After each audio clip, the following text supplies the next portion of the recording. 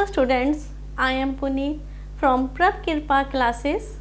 आज का हमारा सब्जेक्ट है कंप्यूटर, क्लास है 9th, lesson number 4, entrepreneurial skills.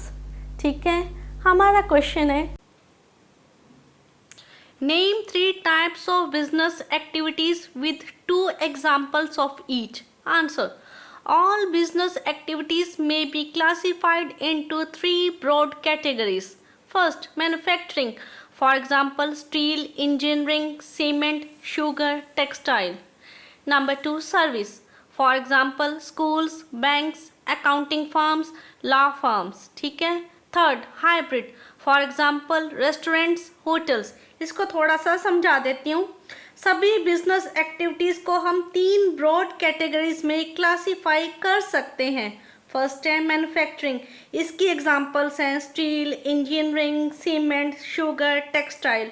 Number 2 है सर्विस.